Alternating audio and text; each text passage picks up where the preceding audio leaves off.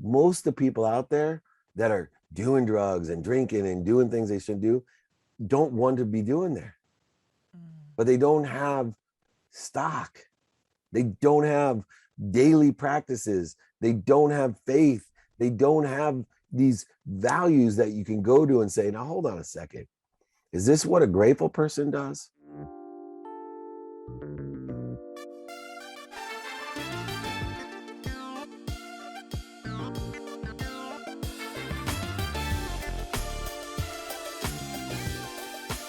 You're listening to the Redefining Wealth podcast with Patrice Washington.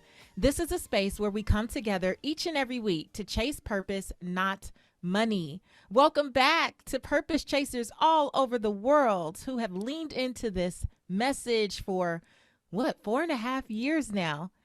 I can't believe how far we've come and how much we've done. Listen, today you're in for another amazing episode. As you know, we define ourselves by the 6 pillars of wealth around here. And this season, we're talking a lot about the fit pillar and also the people pillar. If you have no idea what I'm talking about and you want to get more familiar with the 6 pillars of wealth, listen, click the link somewhere in the show notes around this episode. You're going to go to a free audio training called The Truth About Wealth, where you can really lean into what these 6 pillars are and even take an assessment to figure out where you need to start.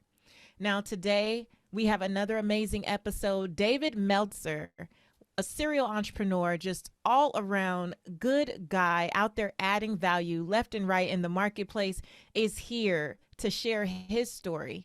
And this is definitely a story that you're going to want to lean into, because we're talking about someone who lost $100 million and had to rebuild their lives. And if they don't exemplify redefining wealth, I don't know who does. I mean, I think he actually does it better than me. Can he do it better than me? I don't know.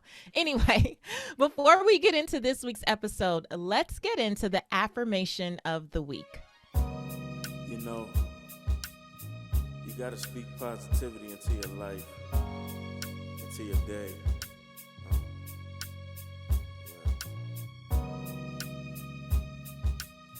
You got to affirm positivity. You got to affirm abundance. You gotta affirm yourself to wealth.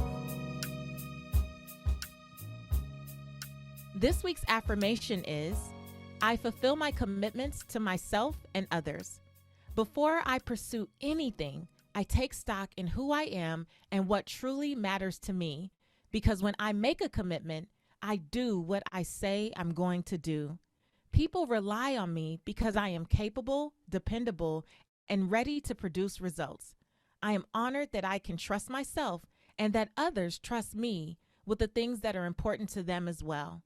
I take pride in being able to support and assist others from a place of abundant servanthood and not from lack or people pleasing.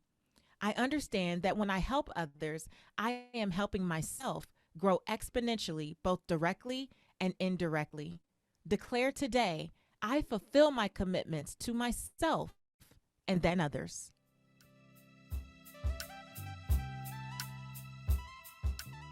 David Meltzer is the co-founder of Sports One Marketing and formerly served as CEO of the renowned Leigh Steinberg Sports and Entertainment Agency, which was the inspiration for the movie Jerry Maguire. Recognized by Variety magazine as their Sports Humanitarian of the Year and awarded the Ellis Island Medal of Honor, David is also the executive producer of the Bloomberg and Amazon Prime television series 2-Minute Drill and Office Hours. His life's mission is to empower over 1 billion people, yes, with a B, to be happy. And this simple yet powerful mission has led him on an incredible journey to provide one thing, value. Without further ado, here's my conversation with David Meltzer. Welcome to the Redefining Wealth podcast, David. I love the way you bring it, Patrice. Thank you so much for having me. I am so excited to have you here. I know not too long ago we were able to do an IG interview on your page, and I had the honor of watching you just rock the stage at Thrive. A couple years ago, we were both speaking at that event, and that's when I really first was introduced to you, David, and you left such an impression. So I'm really, really honored to have you here. The thing that stuck out to me most when I heard you speak at Thrive is that I felt like we had similar stories about losing a lot at different points. Now you lost, if I remember correctly, over $100 million. I didn't have $100 million yet, David, so I didn't lose that much. Doesn't But matter. loss is loss, right? Loss is loss, especially when you've achieved some level of success, and to see so much of it just go away, no matter what it is, it could be traumatic, right? In a lot of ways. You had three kids under 10 at the time, if I'm not mistaken. And my Uh, wife was pregnant. and your wife was pregnant. Okay, take us back to that time. How did you get to that type of loss? What was going on in your life? You know, really, it was 2 years before that I came to the acknowledgement of what I was doing. I was running the most notable sports agency in the world. So not only was I a multimillionaire, but what most people don't know, I also had access to anything. So it wasn't, I had access to things that money can't buy, sidelines of the Super Bowls and the cabins at the Masters and all types of exclusive access. And I think my wife, who was the third red flag of where I was at 2 years before I lost everything in 2006, basically told me she wasn't happy. Although I had everything, I could buy anything. I had taken for granted not only what other people were wishing for, but I had taken for granted what I was wishing for. And my wife told me to take stock in who I was, what I wanted to become. She said something to me that first night when I came home from lying to her at 5:30 in the morning. I went to the Grammy Awards with a rapper named Little John. And she told me that night, she said, what would your mother think? Right? What would your mother think of you? And I still get choked up because it's hard to know that I had lost my way, that I had everything and I took it for granted. So when 2 years later I lost everything, the hardest part for me was convincing everybody else that it's going to be okay. And I was so worried about everyone else worried about me because I wasn't. I had shifted the paradigm of faith in my life. Somebody told me the way you feel about your children, David, the way you feel, what you would do for your children, what you would give for how ignorant you are, how you're humble, but you know how much you're missing, and yet you would do everything for your children. Imagine there's an all-powerful, omniscient, all-knowing source that feels the same way about you. And I live in that, and I utilize my faith when pain, struggles, setbacks, failures, mistakes occur, that I'm being propelled. The analogy I use is, I remember when I was 3 and there was a fire, and man, did that fire look enticing to me. And I went to go reach over and put my hand in that fire because it seemed like the thing to do. It seemed like the right place to be at the right time. It seemed at 3, that was going to be a really great experience. And that's what I wanted so bad, to put my hand in that fire. And as I reached out to put my hand in the fire, my mom screamed at me. Never. My mom's a second grade teacher. She treats everyone, still today, it drives me nuts. It sounds like she's talking to a second. Hello, honey. That's how she talks to everyone. But she screamed at me and I started to cry. It was painful. That's what the all-knowing, all-powerful, all source of infinity does to you. It gives you pain, setbacks, failures, and mistakes to tell you, don't put your hand in the fire. You may think that is not going to hurt you. You may think that's the job you want, the wife you want, the life you want. You may think that's all that you want, but it's fire.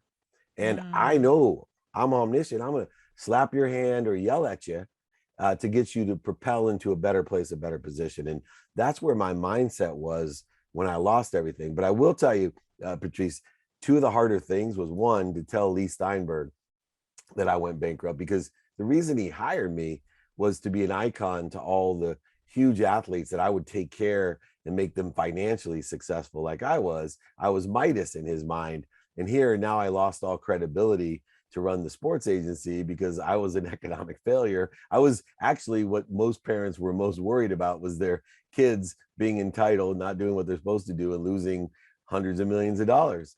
But worse, I had to go tell my mom. And although I had the right mindset, I had taken stock in my gratitude, forgiveness, accountability, and effective communication. I had to go tell her not only that I lost everything, but I lost her house. I forgot to take it out of my name. So she had to move. Oh. Yeah. And it was funny because I mentioned to you the hardest part was I was worried about everybody else. And I was worried how weak my wife would be. I was worried how weak my mom would be. And what I realized through, and the greatest lesson I gained, was that I had enabled my wife and my mom, the two most powerful women in my life, that didn't need me. My mom didn't need me. Not when she raised 6 kids on her own.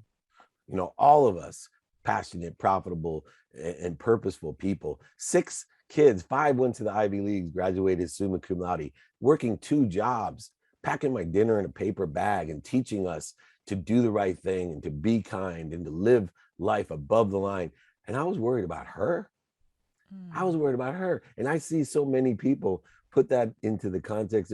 They're so worried about what other people think. They're so that they forget that you give meaning to everything you see. And the biggest thing that I learned was how blessed I am. I wasn't going to take for granted what other people and myself were wishing for. I was blessed to be around 2 strong women who had helped guide me, to slap my hand, to yell at me, to tell me I got a better place to be, a better position to be in. And those 2 relationships still to this day, I will never discount the power of my wife or my mom and how much influence and impact they have on me. And they are my trusted advisors. And that was the best lesson. I wasn't worried. I was more worried about everyone else when I should have been focusing in on making the money back like I did in the right way by being abundant.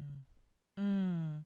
This is so good. Oh my gosh. You said so many things. So I'm going to try to take it back just a step. When you said your wife said, take stock in who you are, did you know in that moment what that even meant? I hated her. I blamed her. When she said that, I'm like, what the F are you talking about? You take stock in what we have. Look around you. Who do you think Mm. made this happen? I have a Ferrari, a Porsche. We have a nanny in that other room. This home, it didn't just build itself. I made this happen. And how dare you talk to me that way? And I will tell you that I went to bed thinking that it was okay that my wife wanted to leave. It was okay. And I was going to take her happiness. I was going to take her money.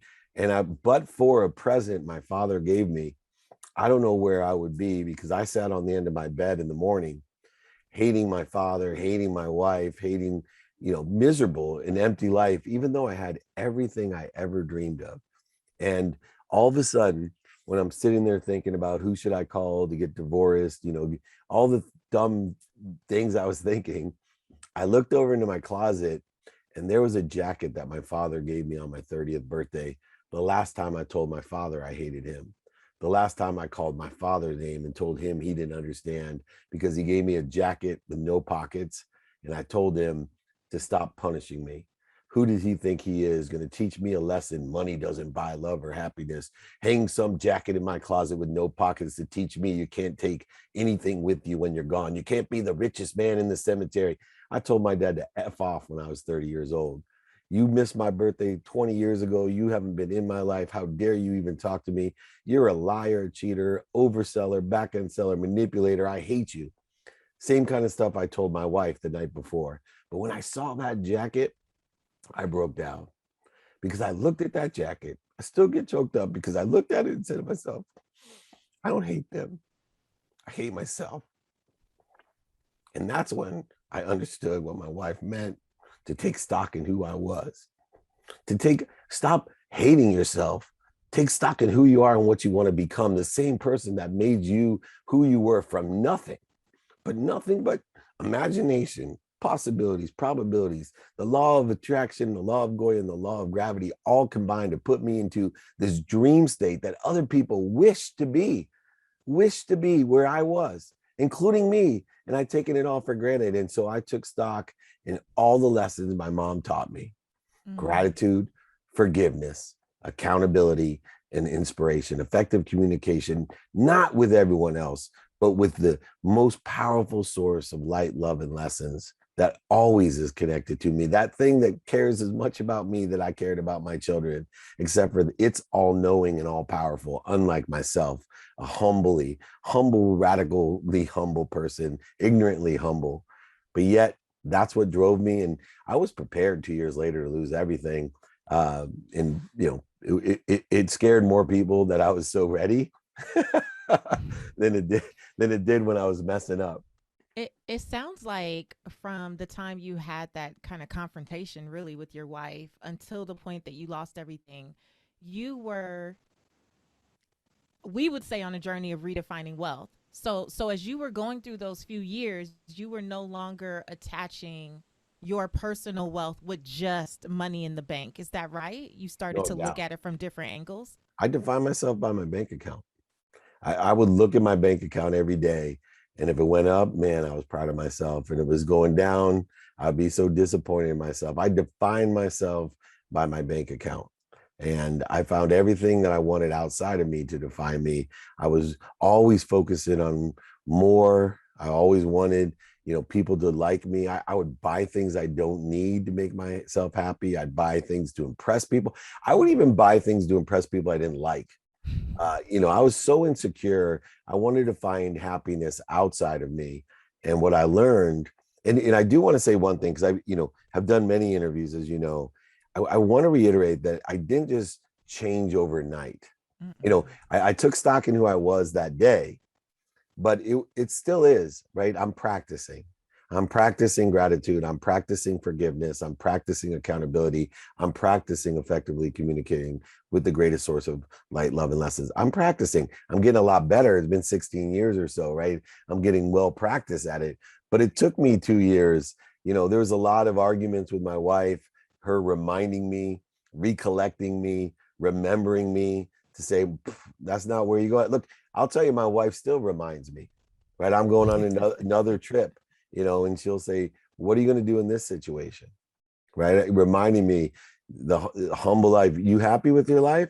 All right, let's do the right things when you're on the road, because there's a lot of people out there that want you to do the wrong things. You'll get a lot of offers, a lot of things that you don't want to do, when you're going from New York to Philly to Miami and home. You remember the integrity of your home and the integrity of self. This, and it's not that my wife's, my mom, it's that she wants to bring the best out of me, and she is, truly my soulmate, and she wants me to reach my potential, and she doesn't want anything to interfere with it. It's so true. When you are successful and you have access to any and everything that you want, what you attract are a lot of yes people. And right, people who will just go along with whatever you say or whatever you want, whether it's in alignment with who you portray yourself to be publicly or not. They just go along with it. And to have your wife be so bold. A lot of women don't feel comfortable speaking up and saying, I don't care if you pay these damn bills, if you built this house, who pays for the nanny? I said what I said, David. Do the Yeah. right thing, right? Yeah. And still today, the same thing, right? So Yeah, yeah. So, how did you start to shift those people, the people who were around you who may have been enabling you? You may have been enabling your mother and your wife, but I'm sure you had a lot of enablers in your life, personally and professionally. How did you start to manage those relationships so that you could, continue on this path and this evolution? yeah, I instituted what I call the great chain of feeding. I started to categorize people, and started to realize I do this in my own coaching and consulting, whether it's business or personal. I found that 80% of people's time, including mine, are spent on people or things that bleed us. It's just the natural course of human nature and gravity, that we're going to spend time, resource, and money on that which bleeds us. And so I created a chain of a spectrum to determine what's feeding me and what's bleeding me. And that could be financially, emotionally, it could, whatever way it is. And I fire people, I fire clients that bleed me. Now, if you don't bleed me, but you don't feed me, I just allow you in varying degrees to fall away in my life. And it's so easy with all the noise and all the people in my life and other people's life to allow people to fall away. They don't even notice you stopped calling, right? They don't even notice you said no. But there is a book called Don't Take Yes for an Answer. That was a big part of my problem, because I was a millionaire at 24, right out of law school. I had everything I wanted. 3 years later, we sold the company I worked for 3.4 billion in 1995 with a B. I had access and money, and people just told me, just like an athlete, just like a celebrity, they told me yes. And I will tell you that I fired, and people want to know how you fire someone from your life. I'll tell you how you do it. You go up to them and you say, Patrice, I love you, but I don't like who I am when I'm around you. I don't feel good. And I said, I can't be around you. This has nothing to do with you. I pray for your happiness and I love you, but I don't love myself. And therefore, I'm going to remove myself from this relationship because I got to find myself and I got to feel good. And I just want you to know, thank you. And I left, and I had to fire some childhood friends, some people that were bleeding me with good intentions. And I am accountable. I am accountable. Nobody forced me into the clubs. Nobody forced me to drink and to do other things that I didn't want to do. Nobody forced me. But I will tell you, I told my wife this. I said, there were some days I sneak off and I go to a club in the middle of the day, doing things I shouldn't be doing. And I remember sitting there in misery, like outside of my own head, just going, what are you doing? I couldn't even have a good time.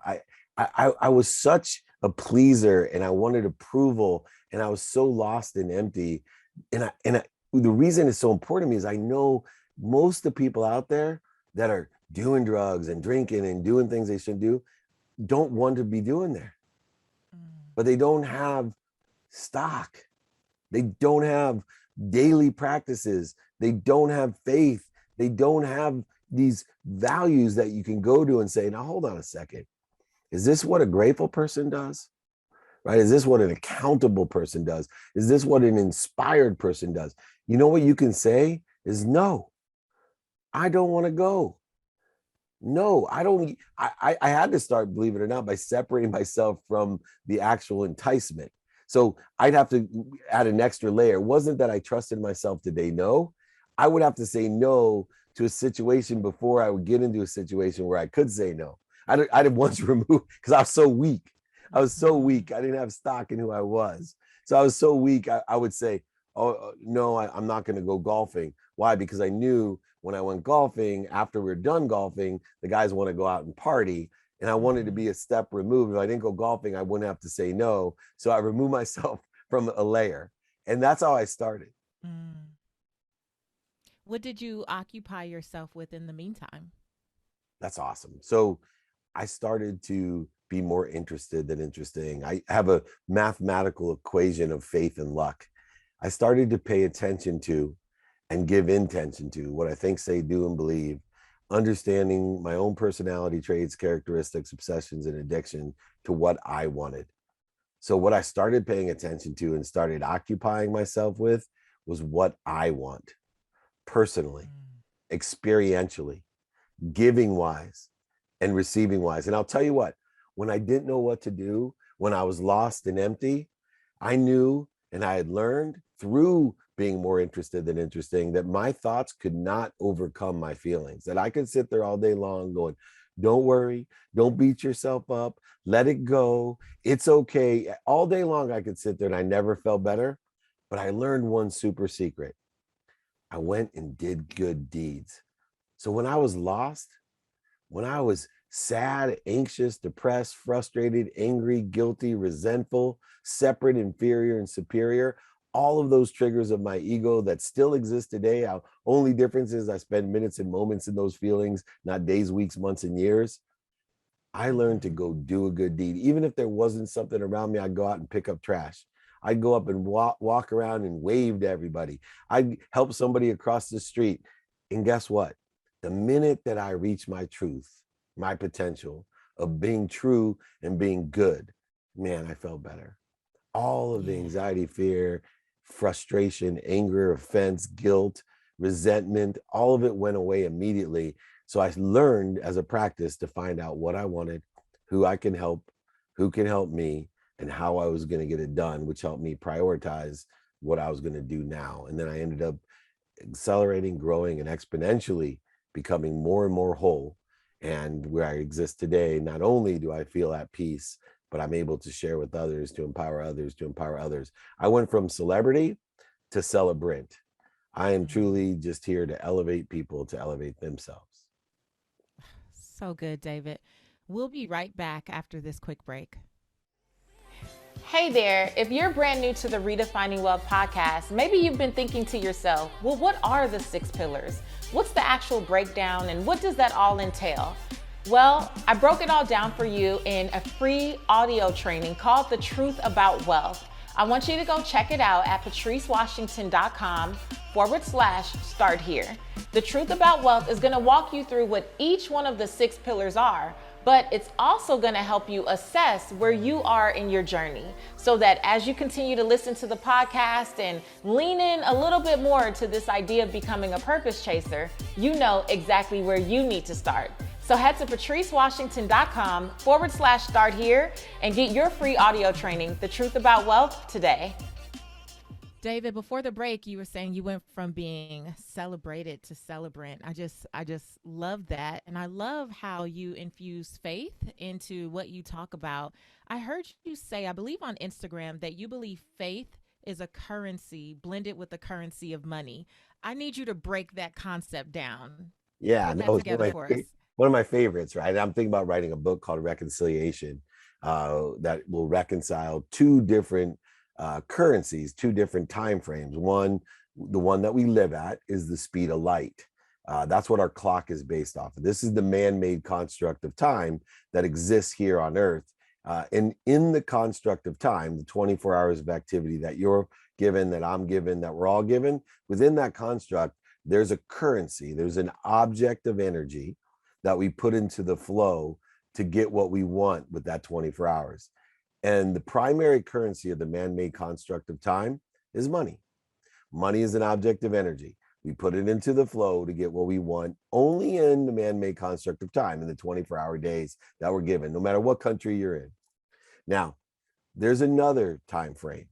It's called the time of thought. It moves much faster than the 186,000 miles per second that the speed of light moves, the time that it takes a particle of light to get from the sun to the earth. That's how we determine our clock. Here, we now have something moves much faster, the speed of thought. See, the thought that vibrates the fastest, or the frequency that vibrates the fastest, is the truth. And so the truth is love, and it's light, and that truth is where faith exists. And in order to get to shop for what we want for the right reasons, on earth we use money, but in the higher realm of thought, the one which we can travel 1,000,000 years ago, you and I can shut our eyes, and via the speed of thought, we can both share and go 1,000,000 years ago and live with the dinosaurs, or we can go 1,000,000 years in the future and live on Mars. We physically, in the speed of time, we can't do that in the speed of light, but in the speed of thought, we can.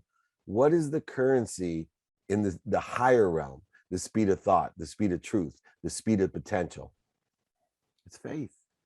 Faith is the currency. It's an object of energy, faith, that I put into the flow to get what I want. How? Because when setbacks, failures, mistakes, and pain occurs in the speed of time, the speed of light, faith now takes me as a currency to allow me to shop for something better, better position, better place. Faith is what gets me there, because pain doesn't become a stop sign. It doesn't become a punishment. It becomes a propeller. Faith itself allows me to move from this lesson to something greater, something bigger, someday to reach infinity and limitlessness, someday to live within, even for an instant of a second, the truth. But until then, faith allows me as a currency to shop for, or to enjoy, the consistent, everyday, persistent, without quit pursuit of my potential, my truth that exists only in one realm, in the speed of thought, in the speed of truth. That's so good. I feel like everything that you said, I would sum up as hope. Like Yeah. the fact that what you can put your thoughts on, despite what you're currently experiencing, is this hope or faith in this idea that this is temporal. I'm not going to be here always. I'm not a failure. My life isn't over. Like all the things that I'm sure you and I both thought about when we were in these difficult seasons. I really do believe that faith was the currency that really allowed me to rebuild my life. That came first. And I think sometimes we believe that chasing the money is the thing that comes first. Like if I just get back to that, but you don't really even, I don't know about you, but during that time, that season for me, I felt like without the faith that there was something on the other side, that there was a bigger lesson, that there's something that I'm supposed to learn from this, I wouldn't have even done the things that I knew to do to create the money again. Yeah, of course not. And let me tell you three laws that apply. This changed my life and it created a new perspective for me. See, I always tried to go get rich. I always tried to go get healthy. I tried to get wealthy. I tried to find my worthiness. And what I realized is number one, just take a second and realize there's a law of gravity.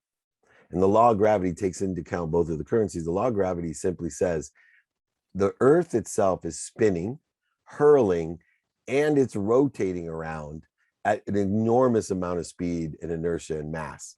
But guess what? I'm standing here at the right place at the perfect time. I am healthy. I am happy. I am wealthy. I am worthy. What am I doing to interfere with it?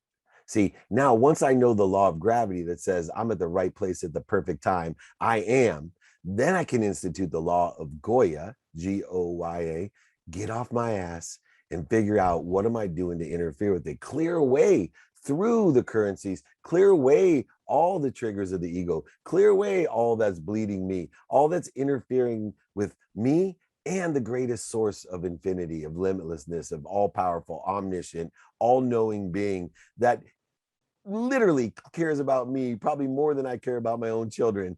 Unbelievable. If I can just use all the inertia of must being what I can be to clear that away, then if I can utilize that energy to clear it away, I've expanded my vessel. Why? So I can allow more to come. And when I allow more to come through appreciation, forgiveness, and accountability. See, when we appreciate something, if I have this much and then I now have and appreciate it, it expands to this much. It's more. Now, how do we acknowledge what we have? How do we not take for granted what other people are, including ourselves, are wishing for? We give it away. So when I've received and appreciated, the next step is called acknowledgement. When we give away what we have, it's the only way we acquire the knowledge, acknowledge what we have.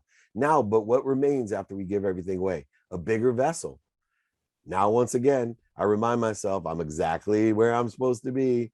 I'm happy, healthy, wealthy, worthy, and happy, worthy, wealthy, all those. Now what do?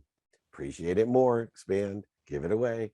This is the continual cycle of faith. This is how you don't feel as if money even has a factor in what we have, because we live in a world of more than enough. Not like the old world, being a victim, everything happens to you, or buying stuff you don't need to impress people you don't like for you. You now live through you for everyone else as a celebrant, as an elevate person, as an empower. You can do all of this and live in the world of more than enough. David, I love that you talked about this because a lot of times I think that people feel like giving takes away from them. And what you just described is how much more abundant you become when you are in giving. But I know that there's some people listening who are like, I give so much, right? And sometimes to their own detriment. You talk about, and connected to goodness, I believe, you talked about developing what you call the puppy dog syndrome. Yeah. Can you talk about maybe sometimes when we give a little over and above, or just we might, is there such thing as giving too much? Of course. And what happens is it's more in the realm too of receiving, right? We got to know that giving and receiving are one, that's the acknowledgement, but we also have to know you can't give what you don't have. And when you start giving what you don't have, you put yourself into a disadvantage. You dissolve and dissipate your power. See, if we give what we have, there's room for more. But when we give more than we have, now we dissipate and dissolve our power. We don't have and can't take care of ourselves. Therefore, we can't take care of others. And so I had to have a great reconciliation about receiving, because I had no problem giving. I had no problem giving more than I had, but I had a problem receiving because I didn't feel worthy. I didn't feel happy. I didn't understand humility comes from asking for help. I wasn't accessing all the power that I had because I was always seeing how I could be of service and value to others, never asking how they could be of service or value to me. I wasn't replenishing, I wasn't overflowing. See, it's so much easier to give what we have when we're overflowing than when we're on empty. And then you end up, when you're on empty, giving more than you have, which puts you at a detriment, dissolves and dissipates your power. And so I try to teach people how to receive with all good intention of giving it all away, but not giving more than you have. That's so good. And I know your big thing is about giving value. You do so much. I see you giving value on Instagram, on YouTube. Like you are always giving. How do you know when it's time to take a step back and allow yourself to be replenished or rejuvenated? Or is it just a part of your daily process where you're always just having your cup filled up as well? Yeah, you nailed it. I'm into daily practices. I believe in the conscious continuum. So I vacation every day. I spend and have non-negotiables, right? My tomorrow starts today. I have an unwinding routine, which is a little peculiar to most, but I believe that my tomorrow starts today. So I unwind at 9 p.m. No negative energy, no negative thoughts, no alcohol, no drugs, no caffeine. I'm putting my mind, my body, and the soul in a position to not only recover, but also to receive. Because I believe that I clear the interference most when I'm sleeping. And then I use, when I wake up at 4 a.m., meditation to transcend, transcode, and transform the higher power thinking, the thoughtfulness into my daily activities. And I use daily practices every day to take inventory of what I want personally, experientially, giving and receiving, who can help me and who I can help. How am I going to get it done? By utilizing the mathematical equation of faith, paying attention to, giving intention to the coincidences that I want, by utilizing a lens of productivity. How much value can I provide, which you see all over, but also accessibility. How accessible am I to others? And how am I accessing what I want? And then finally, the most important lens, gratitude. See, gratitude is the discipline, the muscle. It's the ability that I have to seek the light, the love, and the lessons, to find the best in everyone, to bring it out and share it with everyone, to utilize knowing what, who, and how to get it done. That allows me then to take action because it's easy for me to know my now. I can prioritize because I know what's important to me. I know urgency is a subset of that importance, but I know through the what, the who, and the how, what's important to me, giving me my now, keeping me present. Then instead of searching for my why, searching for my happiness, searching for my health, searching for my wealth, searching for my worthiness, I apply my why. See, I'm not searching for my why. I'm applying my why to the what, the who, the how, and the now, which just accelerates and gives me exponential success, efficiencies, effectiveness, and statistical success in what I want and what I can give, because I receive more. And the more I receive, the more I can give. And it continues to flow in a daily cycle, giving myself, yes, a daily routine, but also an adaptable routine, knowing that if you want to make God laugh at you, come up with a well-developed plan or routine. He'll laugh at you every day. So you have to counteract that with the adaptable routine that says, here's my non-negotiables, Lord. Here they are. Health, minimum of an hour a day on my health. Family, minimum amount of time with each of the most important people in my family. And of course, a minimum amount of time studying the mathematical equation of faith, paying attention to, giving intention to, usually through my calendar, the coincidences I want with activity I planned, I don't have planned, my sleep, activity I get paid for, activity I don't get paid for. I don't believe in work. I believe in activity I get paid for, activity I don't get paid for. Work seems like something hard to me. Activity I get paid for seems like fun. Activity I don't get paid for seems like fun as well. Oh, I love that. I love that. Activity I get paid for and don't get paid for. That is really good. Um, and I was you answered it. I was getting there. Like, so what does that mean for the calendar? But what we say here at Redefining Wealth is, that we make time for the things that we say actually matter. And so often people will say, oh, my faith really matters, my family really matters. But like you said, we haven't made that a non-negotiable. Like it's kind of like we build our life around whatever work we have, not activities I get paid for. And then if we can squeeze in faith or family or meditation or prayer or any of those other things, then maybe it'll happen. But you're saying those things happen, and then the other activities they find their way into the weekly calendar. It's interesting because I had to shift that paradigm in my life to take care of myself first, to have these non-negotiables. And at first, I have to admit, I was a little fearful that I wouldn't have time for the activity I got paid for. But just last night, for example, I wanted to be with my 11-year-old son to watch his favorite football team, the Los Angeles Chargers, on Monday Night Football. And I yet had a very important activity to get paid for, and I made it a non-negotiable. I told the person, hey, more than happy to meet, but I have a hard stop at this time. And I will tell you that somehow I got done all the activity I needed to get paid, but also had undivided present attention to the most important individuals in my life and making sure that I prioritize that non-negotiable. My first non-negotiable is health. When you're healthy, you get a million wishes a day. When you're not, you only get one wish. So a few years ago, when I made back everything, I, credit my wife so much, and I wanted to thank her. So I said, sweetheart, I want to do anything that you want. What can I do for you? It's amazing the life that I have and the life that we share, but I want to say thank you. What can I do for you? And she said, take care of yourself. I said, what? She said, take care of yourself. She said, you're always taking care of everybody else. And you got to take care of yourself, because sooner or later, if you don't take care of yourself, you're not going to be able to take care of everyone else. So please, for me, if you want to take care of me, you want to give me a gift, then take care of yourself, because you're anointed and you can give so much. But if you don't start taking care of yourself, I promise you, you won't take care of anything. So I made my health a non-negotiable, then my family, then my wealth.